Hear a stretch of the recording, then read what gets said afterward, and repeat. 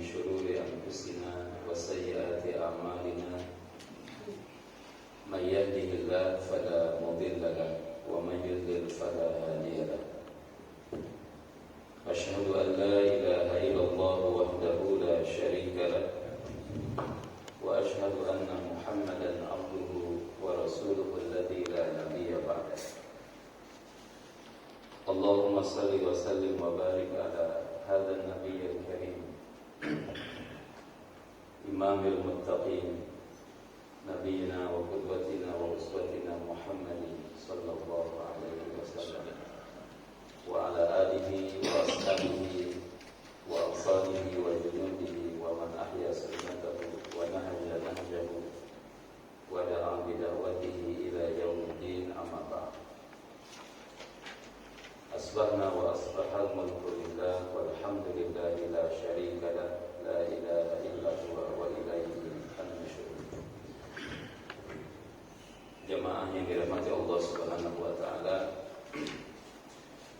Alhamdulillah di pagi hari ini kita diizinkan atau ditakdirkan Allah Subhanahu wa taala bisa menunaikan salat subuh berjamaah. Alhamdulillah, semoga Allah menerima salat kita.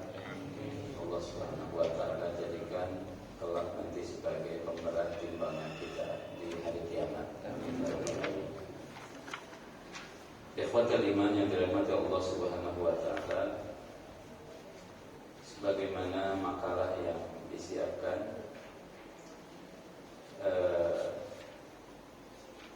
pada kesempatan subuh hari ini kita coba menengok lagi lebih dalam makna dari uswah hasanah Rasulullah Shallallahu Alaihi Wasallam. Wabil khusus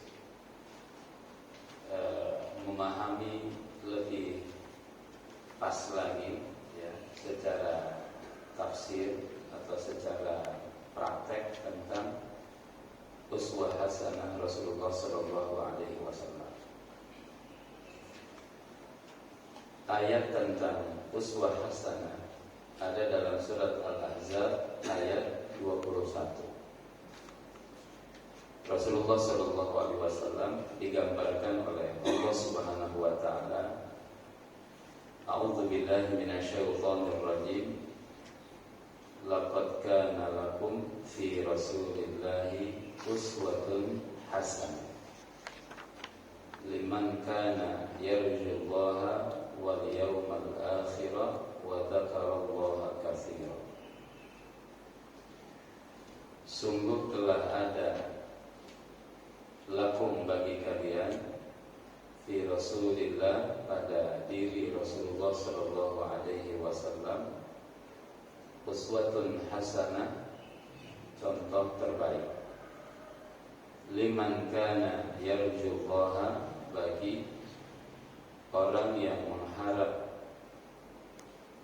pertemuan dengan Allah, wal yaumal akhir, dan hari akhir, wa dzakarallaha katsiran, dan banyak mengingat Allah Subhanahu wa taala. Nah, jemaah sekalian,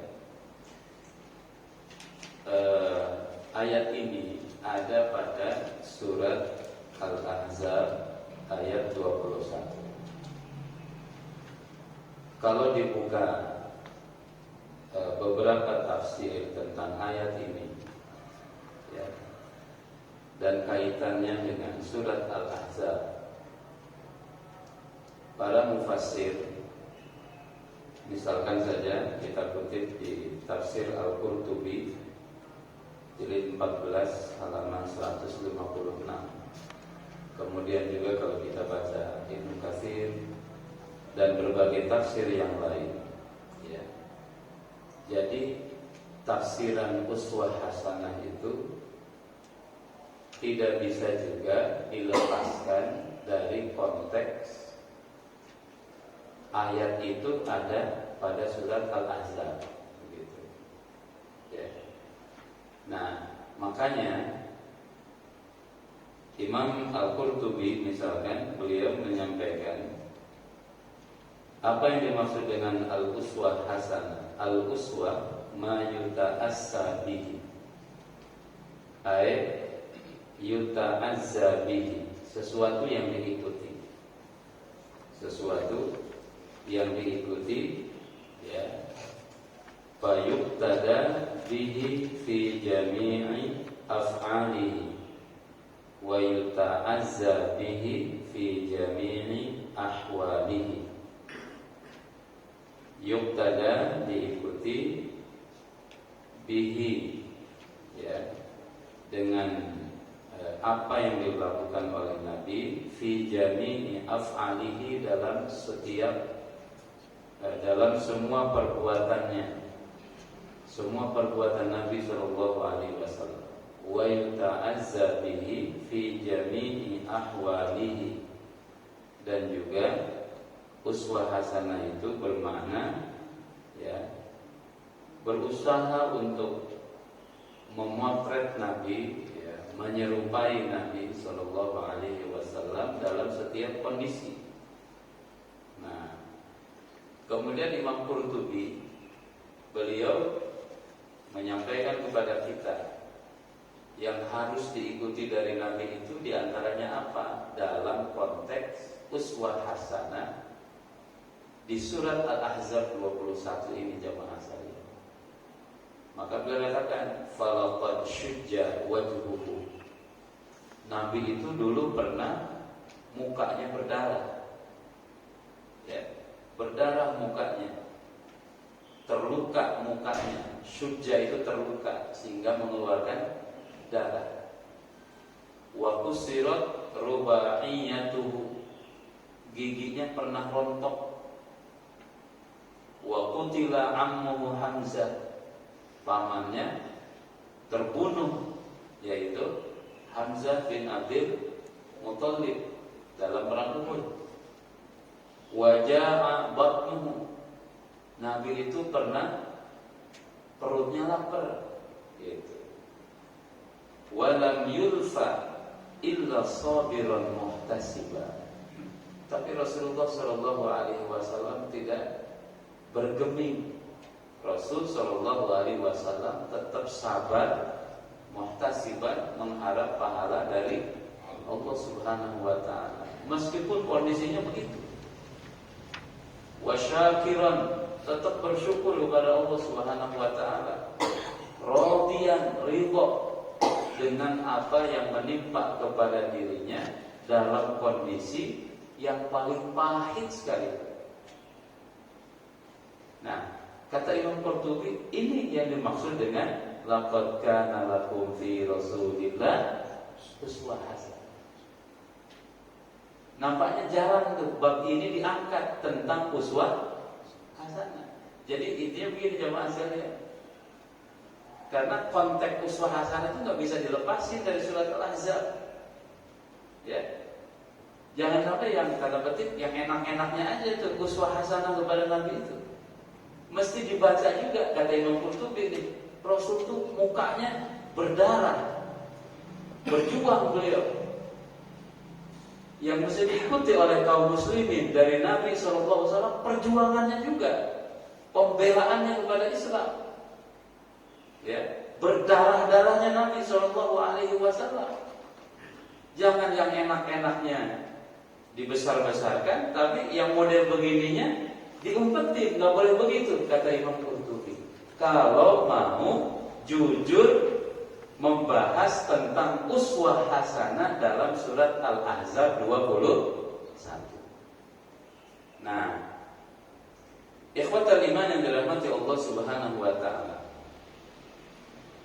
Kemudian dalam riwayat Anas bin Malik radhiyallahu anhu dari Abi Thalhah qala, dia bilang syakauna ila Rasulullah sallallahu alaihi wasallam al-ju'a, ya, kami mengadu kepada Nabi. Kata Abu Thalhah, kami mengadu kepada Nabi sallallahu alaihi wasallam anil ju', tentang rasa lapar yang kami derita. Ya. Ini masih dalam penjelasan tentang uswah hasanah kalau ditafsir.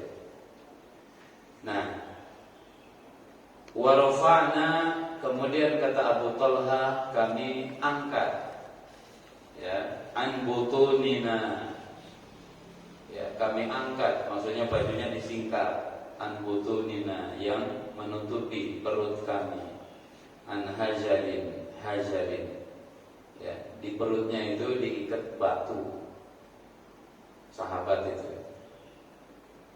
Farafa'a Rasulullah sallallahu alaihi wasallam an hajaraini. Pada waktu itu kata Abu Talha, Nabi sallallahu alaihi wasallam memperlihatkan juga batu yang diikat di perutnya. Dan batu yang diikat di perut Nabi bukan satu, tapi dua. Artinya apa? Lebih lapar. Jadi gak jadi itu katanya. Ngeluhnya ke Nabi gak jadi jemaah sekalian. Karena kalau sahabat masih satu batu yang ditempel, Nabi SAW nempelin dua batu, lebih lapar. Jadi gak jadi itu ya. Tadinya mau ngeluh, ya Rasulullah ini lapar. Ternyata Rasulullah lebih Masya Allah. Nabi SAW itu Masya Allah jamaah sekalian, pemilik dunia ya, Malikud dunia kan Allah berikan kepada Nabi ya, utitu mafatihad dunia wa ma fiha. Apa diberikan oleh Allah kunci-kunci dunia, kata Nabi SAW. Tetapi subhanallah Rasulullah SAW pernah merasa lapar. Jamaah sekalian dirahmati Allah. Nah dari sini ya kita ingin flashback sedikit tentang peristiwa Ahzab itu. Kemudian nanti kita mencari mutiara-mutiara dari peristiwa Ahzab. Ya. Al-Ahzab ini jamaah sekalian sebuah monumen sejarah pada masa Rasulullah SAW. Ahzab itu jamak dari kata hizbun. Hizbun itu kelompok ya. Ahzab artinya kelompok-kelompok yang banyak bersatu menjadi satu. Bahasa sederhananya adalah koalisi. Yaitu ketika pada tahun ke-5 Hijriah orang-orang musyrikin, orang Yahudi, bahkan dengan kabilah-kabilah yang ada di Madinah, Quraidah, Ghatafan ya, dan kabilah-kabilah yang lain, mereka berkoalisi saat bersatu untuk tanda petik membumi hanguskan Madinah kaum muslimin. Berapa jumlah mereka? 10.000 pasukan. Bergerak mereka ya, bergerak 10.000 pasukan pada zaman itu bukan angka kecil jemaah sekalian. Mereka bergerak menuju Madinah. Penduduk Madinah mungkin juga berapa gitu ya. Ini 10.000 itu pasukan bergerak ke Madinah untuk menghancurkan kaum muslimin. Mendengar info itu, kemudian Nabi bermusyawarah dengan para sahabat. Maka Salman Al-Farisi radhiyallahu anhu mengusulkan satu strategi kepada Nabi, yaitu dengan menggali parit. Parit itu namanya Khandaq. Nah, maka Ahzab, perang Ahzab disebut juga sebagai perang Khandaq. Digalilah parit jamaah sekalian. Strategi menggali parit ini strategi yang tidak pernah dilakukan oleh bangsa Arab. Bagi mereka ini new strategi baru. Nah, karena Salman sendiri orang Persia, ya, Al-Farisi orang Persia. Maka digalilah parit. Berapa Panjang parit yang digali 6 km. 6 km. Lebarnya 10 meter. Dalamnya 7 meter. Digali oleh 1000 orang. Satu orang itu kebagian 1,5 sampai 2 meter masing-masing. Pernah beberapa belakangan ya, tahun 80-an, 70-an gitu, di bekas galian parit itu bikin jalan. Pemborong pertama itu nyerah, meskipun dengan alat hari ini ya, alat ada beko, ada macam-macam begitu, nyerah mereka. Kemudian dicari pemborong kedua oleh Saudi, baru bisa dikerjakan sekitar 1 bulan lamanya. Karena bebatuan di jalur penggalian yang dulu dilakukan oleh Nabi itu sangat keras sekali. Batu-batunya, macam-macamnya, batunya, kontur tanahnya, ya bebatuan itu sangat keras sekali. Bisa dibayangkan hari itu kaum muslimin gali parit sekitar 1 minggu. Karena diburu dengan target, sebelum musuh datang ini parit harus sudah selesai. 1 pekan dalam riwayat. Nah, jamaah sekalian dirahmati Allah Subhanahu wa taala, saya ingin mengelaborasi hadis ini nih yang terakhir dalam Sahih Bukhari. Di situ tuh nanti ada cerita sederhana tetapi subhanallah sangat makna. Ikhwatal iman yang dirahmati Allah Subhanahu wa taala. Ceritanya begini ya, hadatsana Abdul Wahid ibn Aiman an abihi. Ataitu Jabiran radhiyallahu anhu faqala. Salah satu saksi sejarah perang Khandaq itu namanya Jabir bin Abdullah radhiyallahu anhu. Ya, Jabir bin Abdullah ini sahabat senior ya, Al-Ansari, beliau orang Ansar. Dan Jabir itu termasuk sahabat yang paling banyak meriwayatkan hadis nomor 7.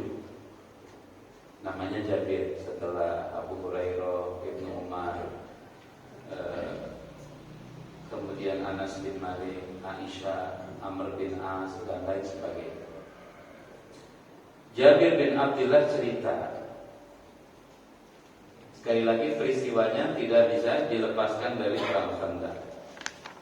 Inna yaumal khandaqi nahfir. Kami di perang Khandaq nahfir, kami menggali parit. Fa'aradat qudiyatun syadidatun, kata Jabir.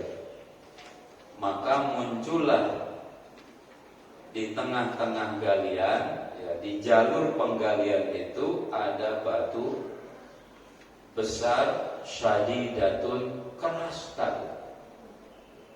Ada batu besar dan keras. Batu ini sulit untuk dipecahkan oleh kaum muslimin, oleh para sahabat.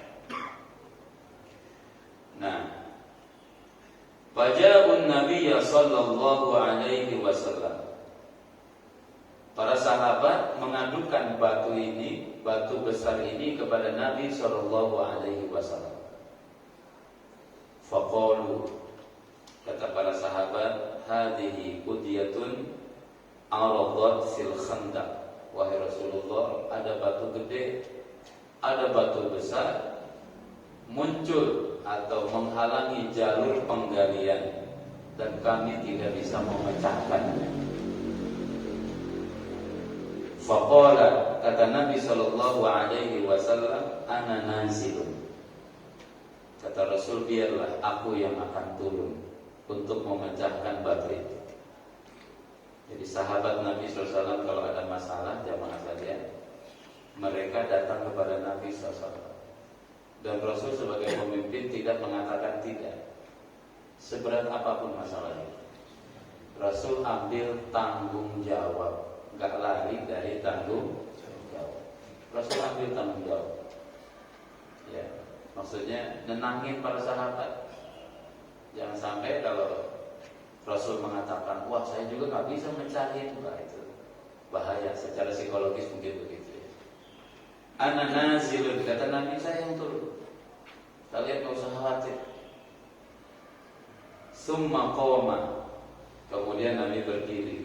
Wa batnuhu maksubun bihajarin. Perutnya, ya, di perut Nabi ada batu yang diikat. Ada batu yang diikat, tadi kita sudah cerita di awal. Nah, ada batu yang diikat. Ya, ini yang terjadi pada peristiwa Ahzab. Dan tadi ayatnya juga dalam surat Al-Ahzab supaya linear. Nah, kata Syekh Shalih Al-Munajjid, beliau mengatakan, nah batunya itu batu yang lempengan-lempengan kayak begini jamaah sekalian. Bukan batu jendol begini, enggak, lempengan-lempengan. Dan batu itu kata beliau, hikmahnya kenapa mesti ikat batu ke perut lapar? Nah, batu ini dingin dia bawaannya. Lapar itu bawaannya panas. Sehingga batu ini bisa menyerap yang tassu hararatal ju'i. Ya, dia bisa nyerap rasa panasnya, rasa lapar. Kalau bulan puasa itu dulu lagi kecil, ya. Kalau lagi lapar siang-siang dibuka tuh perut, kemudian ditempelin ke ubinnya, ya kan? Jadi adem. Nah, wabatnuhu maksubun bihajarin. Perut Nabi Shallallahu Alaihi Wasallam terlilit batu, melilitkan batu di perut. Kenapa demikian? Kata Jabir bin Abdullah, walabisna salasata ayyamin la natuqu dawaqan. Sudah 3 hari belum ketemu nasi, kalau kita gitu ya. 3 hari nggak makan. Kaum muslimin yang gali paling. Karena pada kondisi waktu itu kondisi yang sulit sekali. Bayangkan jamaah saja yang dirahmati Allah. Cuaca syadidul buruda, dingin luar biasa. Musim dingin, syadidatul buruda, dingin sangat luar biasa, menusuk tulang. Makanan nggak ada, tapi proses penggalian parit tidak boleh dihentikan. Bisa dibayangkan kesulitan yang dialami oleh kaum muslimin pada waktu itu, kaum muslimin. Ya, perjuangan Nabi Shallallahu Alaihi Wasallam. Dan perjuangan Nabi ini bagian dari uswatun hasanah itu. Kesulitan Nabi itu bagian dari uswatun hasanah itu, jamaah sekalian. Nah, syadidul buruda, labisna salasata ayyamin la nadhuqu dawaqa. Sudah 3 hari tidak mencicipi makanan, enggak makan 3 hari, bayangkan. Ya. Fa akhadha an-nabiy sallallahu alaihi wasallam mi'wala. Kemudian Nabi sallallahu alaihi wasallam mengangkat mi'wal al-fas, ya, godam, palu. Kemudian fadharaba, Rasul sallallahu alaihi wasallam memukul, menghantamkan palu godam itu ke batu besar yang keras tersebut. Waja'ala fa'ada kasiban uhila, maka batu itu pun pecah, terpecah berkeping-keping, jamaah sekalian. Au uhima au ahyama, ahyala fa'ada kasiban ahyala au ahyama, terpecah. Nah, dalam riwayat Imam Muslim dan riwayat Imam Baihaqi, Imam Ahmad, Rasul Shallallahu Alaihi Wasallam menghantamkan 3 kali pukulan kepada batu itu. Pukulan pertama, Nabi Shallallahu Alaihi Wasallam mengatakan, ya, uritu qusurasy Syami. Allah memperlihatkan kepadaku istana-istana Syam yang dikuasai oleh Romawi. Pukulan yang kedua, Rasul mengatakan uritu bayadha, ya, qusura Faris. Aku diperlihatkan oleh Allah Subhanahu wa taala istana putih yang dimiliki oleh orang-orang Persia. Pukulan yang ketiga, kata Nabi sallallahu alaihi wasallam, "Uritu abwaba San'a." Allah perlihatkan kepadaku pintu-pintu istana di San'a di Yaman. Dan kalian akan memasukinya dan menguasainya. Itu dalam tambahan riwayat yang lain jemaah sekalian. Tapi dalam riwayat Jabir ini nggak disebutin tentang itu. Nah, artinya dalam peristiwa Khandaq ini banyak mukjizat yang terjadi. Kemudian waqultu, kata Jabir bin Abdullah radhiyallahu anhu, aku bilang kepada Rasul, ya Rasulullah, idzan li ilal bait. Wahai Nabi, aku minta izin pulang ke rumah. Ya. Hadirin jamaah sekalian yang dirahmati Allah Subhanahu wa taala, di sirah itu diceritakan dalam peristiwa penggalian kolosal itu, kalau kaum muslimin itu semangat. Kalau orang-orang iman yang benar itu semangat sekali menjalankan instruksi Rasulullah Shallallahu Alaihi Wasallam. Tapi kalau orang-orang munafik, mereka kusala, mereka malas-malasan. Ya, mereka malas-malasan. Nah, kaum muslimin semangat. Dan kaum muslimin kalau mereka ada keperluan, mereka izin dulu kepada Nabi Shallallahu Alaihi Wasallam. Ya Rasulullah, aku minta izin mau pulang ke rumah dulu. Kalau orang munafik enggak, pulang aja, ya, pulang aja deh. Kalau kaum muslimin enggak, kaum mukminin enggak, izin dulu. Kalau diizinin berangkat, kalau nggak diizinin melanjutkan pekerjaan. Nanti bab itu dikomentari oleh Al-Quran dalam surat An-Nur. Ya. Jadi kalau ada, intinya kalau ada acara bareng gitu ya. Kalau ada acara bareng, maka jika tidak bisa ikut harus izin kepada Nabi sallallahu alaihi wasallam ala amrin jami'in. Dan Rasul Shallallahu Alaihi Wasallam punya hak untuk memberikan izin dan tidak. Rasul punya hak untuk memberikan izin atau tidak memberikan izin. Jabir ini izin dulu kepada Nabi SAW. Itu bagian dari adab. Bagian dari adab dalam tanda petik berorganisasi. Kalau ada wa in kanu ala amrin jami'in falyastadzinuka, maka suruh mereka minta izin kalau tidak bisa datang. Ya, fa'dzan liman syi'ta minhum, dan engkau wahai Muhammad berikan izin kepada siapapun yang engkau kehendaki. Izin itu di awal, bukan setelah acara berlangsung. Kadang kalau kita ya hilanglah dulu gitu. Baru setelah itu izin, mohon izin tidak bisa hadir. Padahal izin itu harusnya sebelum acara dimulai. Ada kerja bakti misalkan, komandannya sebulan, ya sebelum kerja bakti minta izin dulu. Bukan kerja bakti sudah mulai, mohon izin nih nggak bisa datang. Mestinya nggak bisa datang itu di awal sebelum program itu dilaksanakan. Itu diajarkan juga di dalam Islam. Ya, Rasul diajarkan begitu. Kemudian jamaah sekalian, faqultu li imraati, sampai di rumah Jabir itu nanya kepada istrinya.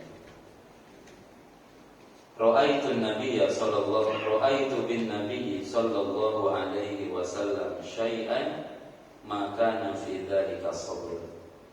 Kata Jabir, aku melihat Nabi sallallahu alaihi wasallam, ya, aku sendiri melihat sudah enggak bisa sabar melihat kondisi Rasulullah Shallallahu Alaihi Wasallam yang sangat lapar, jemaah saya, yang sangat lapar. Kemudian kata Jabir kepada istrinya, fa indaki syai', kamu punya sesuatu makanan yang bisa dimakan oleh Rasulullah Shallallahu Alaihi Wasallam. Qalat, kata istrinya, indi sya'irun wa anafun. Aku punya syair, gandum, ya, wa anak, dan juga kambing tapi kecil. Anak kambing. Nah, anak pada bahasa kita ya. Anak kambing gede kecil. Yang namanya anak itu masih kecil. Anak sigharul ghanam. Biasanya kambing betina, kambing kacang lah, nggak gede, kecil. Atau juga kata riwayat Imam Muslim, ya, sigharul dhani, domba kecil, itu namanya anak. Ya udah, kata Jabir, ya, kata Jabir, fadzabahatil anaq. Istri Jabir namanya Suhailah binti Mas'ud Al-Ansariyah radhiyallahu anha. Namanya Suhailah binti Mas'ud radhiyallahu anha. Maka Suhailah menyembelih itu kambing. Jadi yang nyembelih kambing bukan Jabir, istrinya nyembelih. Ya, ibu-ibu pernah nggak nyembelih ayam? Nah, nggak lazim. Ini istrinya Jabir nyembelih kambing gimana saya? Nyembelih kambing. Jadi isi sahabat itu berani-berani. Fadzabahatil anaq, kambing disembelih oleh Suhailah istrinya Jabir. Wa tahanatish sya'ira, kemudian gandumnya itu masih ada kulitnya, itu namanya sya'ir. Ya, namanya sya'ir. Kalau kulitnya udah lepas namanya qamhun. Gitu. Wa tahanatish sya'ira, kemudian gandum ditumbuk tuh gandum, hatta ja'alna lahma fil burmati, hingga daging dimasak ya di al-burmah atau tanur, itu dalam wadah gitu. Ya kayak model dikit di kita, misalkan kayak model jamaah sekalian, mungkin rendang atau sop atau bagaimana lah kira-kira begitu ya. Kebuli lah kalau di kita. Ikhwatal iman yang dirahmati Allah Subhanahu wa taala. Kemudian Jabir bin Abdullah datang menemui Nabi sallallahu alaihi wasallam. Dalam riwayat itu kata istrinya kepada Jabir, la tafdhahna amaman Nabi sallallahu alaihi wasallam. Kata Suhailah, jangan permalukan aku di hadapan Nabi sallallahu alaihi wasallam. Maksudnya begini, kamu kan tahu makanan kita sedikit. Ya, bilang yang benar sama Nabi. Jangan sampai ngajak orangnya kebanyakan. Jangan sampai ngajak orang kebanyakan sementara makanannya kalau nggak cukup nanti malu kita, gitu ya. Kemudian Jabir menemui Rasulullah sallallahu alaihi wasallam. Ya, fajitun Nabi sallallahu alaihi wasallam. Kemudian Jabir itu bilang kepada Nabi, bahkan bilangnya tuh bisik-bisik jamaah sekalian. Ya, bisik-bisik bilang kepada Nabi, kata Jabir, ya Rasulullah, wahai Rasulullah, tu'aimun atau tu'ayyimun li. Jamaah sekalian, ini kalau dalam bahasa Arab, ya, kalau to'am itu makanan, tapi makanannya banyak, itu namanya to'am. Tapi kalau makanan sedikit, orang Arab itu biasa ada istilah namanya tasgir. Ya, tasgir itu misalkan Hasan jadi Husain. Ya. Kemudian Jabir jadi Jubair gitu. Maksudnya menunjukkan sesuatu yang sedikit. To'amun Umair. Nah, itu namanya tasgir. Ya, sesuatu yang sedikit. Kecil sedikit. Kitab, kuteb gitu ya. Tu'aimun li ya Rasulullah, ada makanan tapi sedikit. Makanya disebutnya dengan tu'aim. Istilah Jabir kepada Rasulullah sallallahu alaihi wasallam. Kemudian Nabi sallallahu alaihi wasallam kata Jabir kepada Nabi, "Fakum anta ya Rasulullah wa rajulun aw rajulan." Wahai Rasul, ya, mungkin itu makanan cukup untuk engkau sendiri ditambah dengan 2 orang maksimal. Jadi makanan itu cukup untuk berapa tuh jemaah saja? 3 orang. Tambah Jabir jadi 4 orang. Tambah istri Jabir jadi 5 orang. 5 lah maksimal. Kemudian Nabi bertanya kepada Jabir. Kata Rasulullah, kamu punya makanan apa? Masak apa? Kemudian disebutin oleh Jabir, ya, dzabahtu al-anaqa wa tahantu sya'ira. Kami nyembelih kambing betin dan kami masak, kami bikin adonan roti. Ya, dalam riwayat Imam Muslim itu so'an min sya'ir, 1 so'. Ya, sekitar 3 kilo lah. Ya, sekitar 3 kilo. Kemudian kata Nabi SAW, apa kata Rasulullah? Katsirun thayyibun. Itu makanan banyak dan juga lezat. Banyak kata Rasulullah begitu. Terus apa kata Nabi Sallallahu Alaihi Wasallam? Jamaah sekalian, Rasul bilang, kullaha, bilang kepada istrimu, la tanzilil burmata walal khubza minat tanuri hatta ati. Jangan, ya, la tanzilil burmata walal khubza, rotinya jangan dipotong-potong dulu, dagingnya jangan dicomot-comotin dulu. Maksudnya jangan ngalas dulu gitu. Jangan dialasin dulu satu piring, enggak usah. Sampai aku datang kata Rasul. Biarin aja makanan seperti itu. Tempatnya jangan dibuka-buka dulu, jangan dicolek-colek sampai aku datang. Nah, gitu kan. Kemudian kata Nabi sallallahu alaihi wasallam. Kata Rasul sallallahu alaihi wasallam, "Qumu." Rasul bilang kepada yang sedang gali parit jamaah sekalian, wahai kaum muslimin, ya, ayyuhal ansar wal muhajirin, qumu. Ayo, inda baiti Jabir ta'am, ada makanan di rumah Jabir. Ini 1000 orang yang lagi parit, yang lagi gali parit jamaah sekalian. Yang lapar, yang 3 hari udah enggak makan, ditawarin begitu bagaimana? Waduh, semangat. 1000 orang, 1000 orang. Dalam riwayat Muslim, alfan berangkat ke rumah Jabir. Jabir duluan. Kemudian Jabir ketika sampai di rumah bilang kepada istrinya, waihaki, celaka kita Jabir. Ya Rasulullah SAW wal muhajirun wal ansar. Nabi dengan ansar muhajirin datang semuanya. Nah, istrinya itu enggak kagetan dengan saya. Istrinya nanya kepada Jabir, maka putra Rasulullah, kamu sudah menjelaskan kan kepada Nabi? Kata Jabir, nah, zakatul lahu, aku sudah jelasin. Zabatul ana, tahantu syair, aku potong kambing kecil, kemudian nyiapin adonan roti. Kata istrinya begini, Allahu wa rasuluhu a'lam. Ya udah, kalau demikian kita serahin sama Allah dan Rasul. Ini bukan lagi kuasa kita.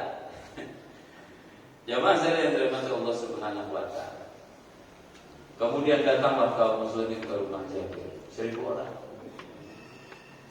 Kemudian Nabi Shallallahu Alaihi Wasallam bilang kepada mereka dalam riwayat Imam Bukhari itu, udkhulu wala tadhaghatu. Ayo masuk kata Rasul. Kata Rasul bilang 10-10, rumah Jabir kan terbatas. 10-10. Udkhulu wala tadhaghatu wala tazahamu. Jangan desak-desakan. Maklum lagi lapar kan jamaah sekalian.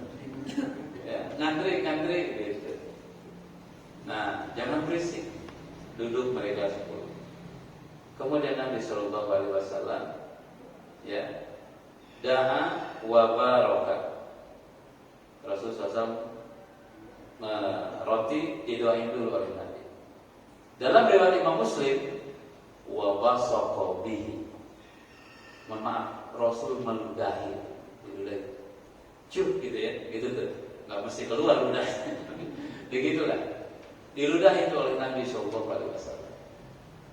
Roti, daging, ya, kemudian ditambah dengan kuahnya. Diludahi oleh Nabi. Wa baraka, didoain berkah oleh Rasulullah SAW. Maka bisa dibayangkan jamaah sekalian, Rasul orang yang penuh barokah.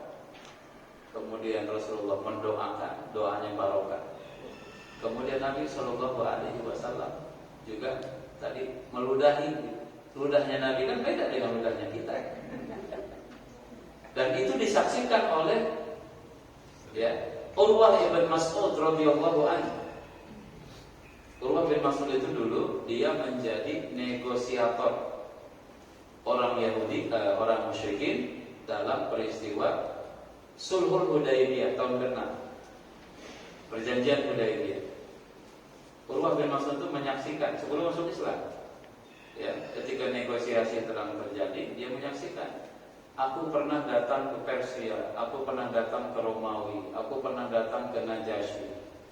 Ya, aku tidak melihat ma ra'aitu ahadan yuhibbu ahadan ka hubbi ashabi Muhammadin Muhammad. Aku tidak menyaksikan satu kelompok, satu komunitas yang lebih mencintai pemimpinnya melebihi dari cintanya sahabat-sahabat Rasulullah, sahabat Muhammad kepada Muhammad. Tidak ada di dunia ini, kata Urwah bin Mas'ud, saya sudah datang kemana-mana yang lebih cinta kepada pemimpinnya kecuali sahabat Muhammad kepada Muhammad. Bagaimana indikasinya? Wama basaqa, ya, Rasul itu tidak meludah illa saqata fi kaffi ahadin, kecuali ludah Nabi ya ditadah oleh kaf itu telapak tangan sahabat-sahabat, berebut lagi mereka. Kan begitu, riwayat sahih itu Bukhari jamaah sekalian. Cuman mungkin ini berlaku enggak sama kita. Nah, ini khususiyah Rasulullah SAW, khususiyah Nabi, ya, khususiyah Nabi. Tapi juga jamaah sekalian, jangan menafikan kepada orang-orang yang mungkin punya ilmu, ketakwaan, ya, zuhudnya luar biasa, tawadhu warohnya, ya. Kalau selain Nabi kan namanya karomah, ya. Kalau Nabi, ya, mukjizat. Sebelum Rasul menjadi Nabi namanya irhas, gitu ya. Nah, ikhwatul iman, 10 orang tuh jejer, kemudian Nabi sendiri yang ngambil roti, dipotong roti, kemudian diambilin daging, diberikan kepada 1, 2, 10 makan, kenyang, keluar, masuk lagi, begitu. Ya, 10 berikutnya, 10 berikutnya.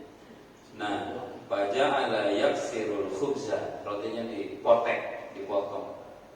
Wa yaj'al alaihi lahma, tambahin daging.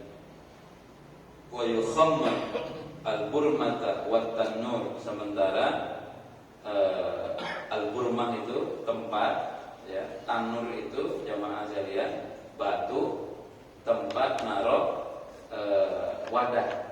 Jadi cara masaknya dulu pakai apa namanya, kalau pakai kayu bakar itu tungku, ya. Nah, 3 batu itu, kanan, kiri, tengah, supaya posisi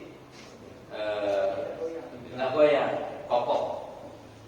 Ya, kalau 2 itu bisa miring kanan, miring kiri. Kalau batunya 1, ya jatuh ya Mas. 3 maksimal. Ya, di rumah juga mesti 3, jangan-jangan. Supaya nggak goyang-goyang. Jamaah sekalian dirahmati Allah. Kemudian kata Nabi Shallallahu Alaihi Wasallam, "Falam yazal yaksirul khubza wa yaghrifu hatta syabir." Ya, Rasul itu terus saja dipotong roti, diambil daging, kasih, dimakan, kenyang, ganti lagi. 1000 orang makan. Ya, 1000 orang makan. Wa akalu fa'akalu wa syabihu, ya, dalam riwayat itu wa baqiya. 1000 orang udah makan, mereka udah kenyang semuanya. Daging, roti utuh seperti sedia kala. Bahkan dalam riwayat Imam Muslim lebih banyak daripada yang dimasak oleh istri Jabir setelah dibagiin itu. Ya. Subhanallah. Nah, wa baqiya. Kemudian Nabi bilang kepada istri Jabir, "Kuli Hada wa ahdi. Ya, silakan. Sekarang giliran kamu. Suhailah bilang kepada istri Jabir, kuli wa ahdi. Ayo makan. Kemudian kamu berikan hadiah, maksudnya bagiin kepada tetangga. Fa innan nasa asobathum majaa, karena manusia sedang ngalamin masa kelaparan, kesulitan makan. Itu katanya jamaah sekalian, dibagiin sama Suhailah, dia makan, dia bagiin itu nggak kurang terus. Kecuali ketika Nabi sudah pulang dari rumah, habis juga tuh makanan. Barokah Rasulullah Sallallahu Alaihi Wasallam atau mukjizat. Ya, ada nggak yang tukang jualan nasi di sini jemaah saya? Apa doanya tuh Ustaz? Saya mau jualan, saya habis-habis. Itu nggak ada, itu khusus bagi Nabi Sallallahu Alaihi Wasallam. Ya, khususnya. Ini diriwayatkan oleh Imam Bukhari dalam kitab Al-Maghazi. Nomor hadisnya 4101. Kalau dalam Imam Muslim, ini dalam Sahih Muslim. Ya, nomor hadisnya 5436.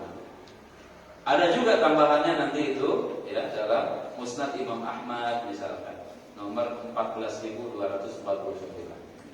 Menariknya begini jemaah sekalian ya. Dari peristiwa ini peristiwa terjadi pada perang Ahzab, pada perang Khandaq. Ini berkait-kait gitu. Nah, apa di antara pelajaran yang bisa kita petik? Di Ahzab itu, ya maaf saya digambarkan di dalam Al-Quran ya, kaum muslimin kondisinya hatta dhaqat alaihimul ardu bima rahubat, seakan-akan langit itu runtuh. Kaum muslimin itu udah nggak ada udah nggak ada harapan lah. 10.000 pasukan udah mulai datang. Kemudian kabilah-kabilah Yahudi itu kan dalam Piagam Madinah tuh mereka menandatangani perjanjian untuk saling bantu, saling bela. Itu berkhianat sekarang. Si Yahudi itu Bani Ghatafan, Bani Nazir, itu berkhianat semuanya kepada kaum muslimin. Bahkan Rasul Sa'ad bin Mu'az radhiyallahu anhu, ya itu dia pemimpinnya Ansar dari Khazraj. Rasul datang kepada Sa'ad. Rasul bilang kepada Sa'ad, wahai Sa'ad, katanya, menurut kamu bagaimana nih? Boleh nggak kita katakan kepada Ghatafan? Ghatafan itu kabilah Yahudi besar. Bilang kepada mereka agar mereka tidak berkoalisi dengan orang-orang musyrik, orang-orang Yahudi yang lain. Bilang kepada Ghatafan, ya, supaya mereka tetap bersama kaum muslimin. Kompensasinya adalah nanti kalau Madinah panen, setengah penghasilan panen korma Madinah diserahkan kepada Ghatafan. Kata Sa'ad bin Mu'adz, gak usah Rasulullah, gak usah, biarin aja kalau mereka mau gabung dengan musuh. Rasul itu sampai menawarkan begitu. Orang-orang munafik jamaah sekalian melihat posisi sulit seperti itu, tertawa mereka. Mereka tertawa, senang mereka. Munafik kan begitu. Munafik itu senang kalau umat Islam susah, susah kalau umat Islam senang. Itu munafik itu jamaah sekalian. Mereka tuh ngomong begini, ya, wahai kaum muslimin, katanya, mana tuh janji Rasul? Janji Muhammad tuh mana? Katanya akan masuk Persia, akan menaklukkan Romawi, akan menaklukkan Yaman. Hari ini, kata mereka, kita mau kencing aja takut. Mau menang bagaimana? Itu kata munafik. Wah, kondisinya luar biasa. Nah, peristiwa ini, kaum muslimin, peristiwa ini Pak, peristiwa ini seakan-akan gini. Jadi ini message ya, pesan dari Allah Subhanahu wa taala kepada umat Islam, kepada Rasul, kepada para sahabat. Allah itu enggak ninggalin kalian. Itu tuh pesannya tuh Pak. Hei kaum muslimin, meskipun Ghatafan khianat, Bani Quraidah khianat, orang munafik mentertawakan, Allah Subhanahu wa ta'ala tidak meninggalkan kalian. Pesannya lewat apa? Itu lewat roti sama daging gitu. Dibagiin ke 1000 orang nggak habis. Ini kan bukan urusan manusia, ini mukjizat dari. Nah, disinilah kaum muslimin itu dapat pesan dari Allah. Allah tidak meninggalkan kalian. Nggak usah takut. Hadapi mereka dengan keyakinan yang kuat, ya, sepenuh hati. Di situ jemaah sekalian. Jadi bukan masalah roti dan dagingnya nggak habis gitu. Kalau dikaitkan dengan peristiwa Ahzab ini adalah pesan dari Allah kepada kaum muslimin kalau Allah senantiasa membela dan menolong mereka. Inna lanansuru rusulana walladzina amanu ma'ahu, ya, fil hayati dunya wa yauma yaqumul ashhad. Kami benar-benar akan menolong Rasul kami dan orang yang beriman di dunia dan nanti ketika saksi-saksi itu berdiri di hadapan Allah Subhanahu wa ta'ala di alam akhirat. Poin yang kedua, jadi kita bisa paham pengertian uswah hasanah itu jamaah sekalian. Yang kudu dicontoh dari Nabi itu bukan hanya hal-hal yang enak-enaknya saja dalam syariat ini, tapi juga harus dibaca, harus disiapkan mental ketika menghadapi situasi yang pahit dalam memperjuangkan Islam. Makanya di awal Imam Qurtubi mengatakan, ya, muka Nabi itu pernah berdarah, gigi Nabi pernah rontok, paman Nabi terbunuh, perut Nabi pernah lapar. Itu juga uswah hasanah dari Rasulullah Sallallahu Alaihi Wasallam. Jangan dipisah-pisah, jangan dikapling-kapling, jangan juz'iyah dalam melihat pribadi Rasulullah Sallallahu Alaihi Wasallam. Nah, kira-kira begitu tuh pesannya, sehingga kenapa ayat uswah hasanah Allah Subhanahu wa ta'ala letakkan dalam surat Al-Ahzab. Dan makna yang lain jamaah sekalian dirahmati Allah Subhanahu wa ta'ala, mukjizat Rasulullah, ya, mukjizat Rasulullah. Makanan sedikit tapi cukup untuk 1000 orang ini adalah mukjizat. Dan mukjizat itu beda dengan sihir. Kalau sihir bisa diundang kapan mau, tapi kalau mukjizat hanya Allah Subhanahu wa ta'ala yang memberikan. Itu bedanya mukjizat sama sihir. Yang lainnya jamaah sekalian, muslim tidak boleh putus asa, nggak boleh al-ya'su, ya, wa qasril amal, pendek angan-angan atau pendek pesimis, ya, tidak boleh pesimis. Dalam situasi sesulit apapun, kalau melihat pelajaran Ahzab, sulit, susah, tapi ada kaidah, wa may yattaqillaha yaj'al lahu makhraja, ya, wa yarzuqhu min haitsu la yahtasib, inna ma'al usri yusra. Jamaah sekalian, coba kita saksikan hari ini, ya. Misalkan hari ini kalau dalam tataran global ini kaum muslimin terpuruk, konflik-konflik itu banyak terjadi di tengah-tengah umat Islam. Di India dibantai, ya.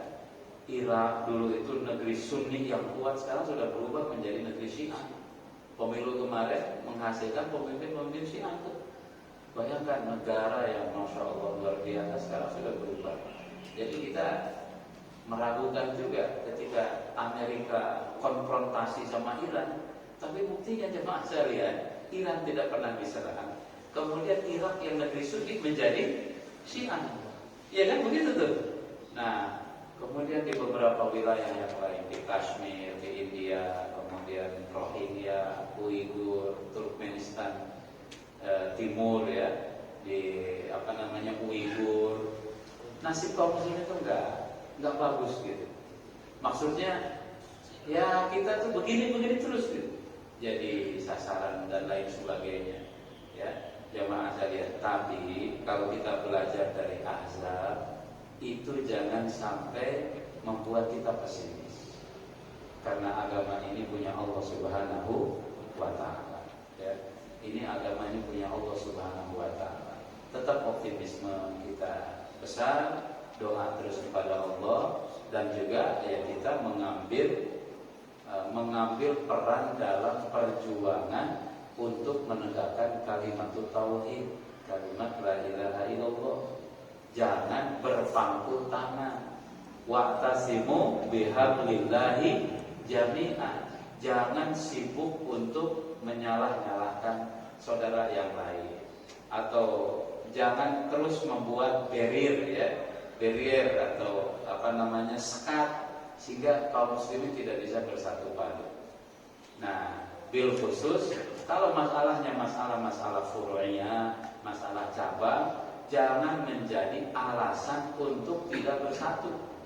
Kecuali kalau masalah usuliyah, masalah pokok, baru itu nanti kita mengambil posisi tegas. Tapi kalau masalah cabang, ya masalah furu'iyah, jamaah sekalian, mazhab juga ada 4 mazhab dalam fikih, bahkan lebih banyak dari itu. Tapi tidak menghalangi untuk bersatu padu dalam meninggikan kalimat Allah Subhanahu wa ta'ala.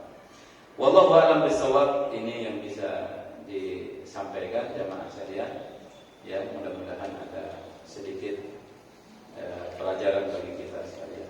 Wallahu a'lam bishawab. Jazakumullahu khairan. Wassalamualaikum warahmatullahi wabarakatuh.